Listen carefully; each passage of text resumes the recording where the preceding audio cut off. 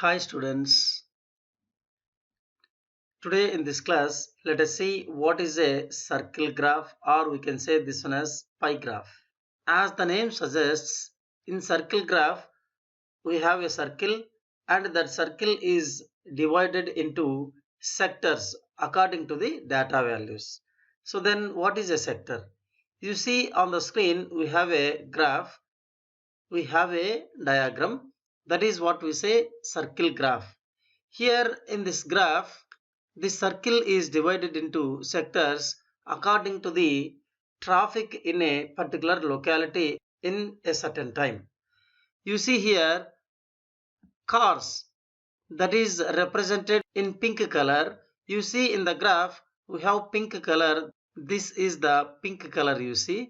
This area is related to this area, this entire area. This is related to cars in that area. If you observe the buses, so the green color one is, this one is related to buses. This shape is called a sector. Not only this one, all this one, the shape is called, this is called a sector. So in a circle graph, a circle is being divided into sectors according to the data values. Here we have more cars. That is why this sector is big. We have less bicycles you see here. So the sector related to bicycles, this is very small. We have only one bicycle and you see 43 cars. So when we use circle graph, generally when we want to compare data values, we use circle graph or pie graph. Wherever there is no much importance for the data value, but just we need to compare which one is larger, which one is smaller, like that, then it is preferable to use circle graph. Now how to draw circle graph? You see here in the diagram we have a circle. At the center of the circle we know that this angle is 360 degrees. This is what we say central angle. This central angle is divided into some small angles according to the data values. How? Let us see. Suppose we have a data like this.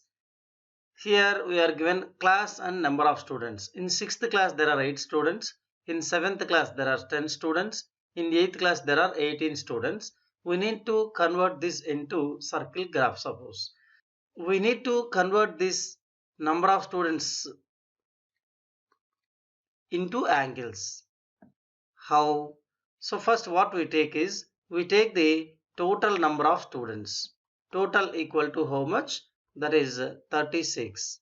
Now in 6th class there are 8 students, divided by 36 into total central angle is how much? 360 degrees.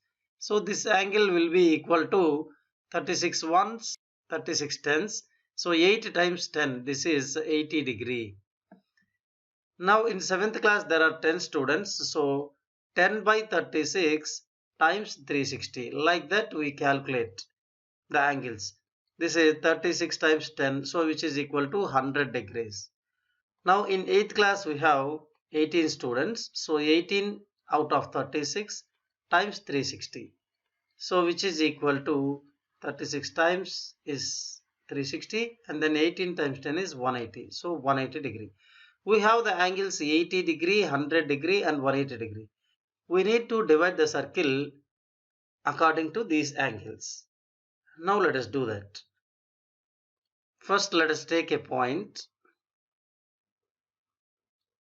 Now taking that point as the center, let us draw a circle. Let us draw a circle like this. This is the circle. Now we need to divide the circle into sectors. For that, first let us draw a radius.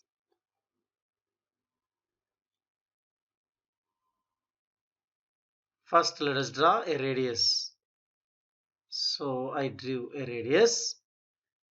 Now first let us take 80 degrees. So from this radius we need to draw a sector with the central angle 80 degrees.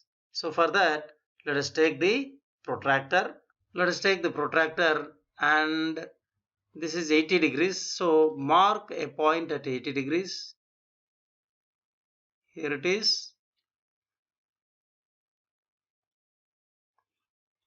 Now join these 2 points. Now draw a radius passing through this new point.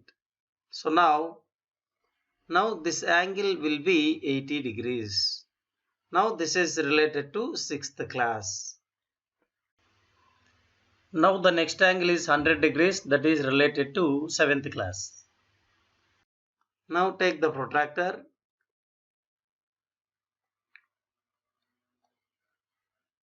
Now take the protractor and put how much? 100 degrees. So from here 0, 100 is here. Mark the point at 100 degrees. Now take the ruler.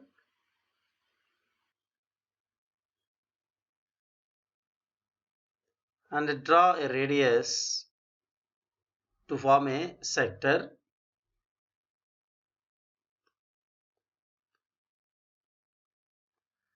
Now this angle is how much? 100 degrees, and this is related to 7th class. The remaining angle, this will be how much? This will be 180 degrees, the remaining angle. Out of 360, 80 degrees for 6th class, 100 degrees for 7th class, and 180 degree for the remaining, that is 8th class. So this is sector related to 8th class. This is how to draw a circle graph.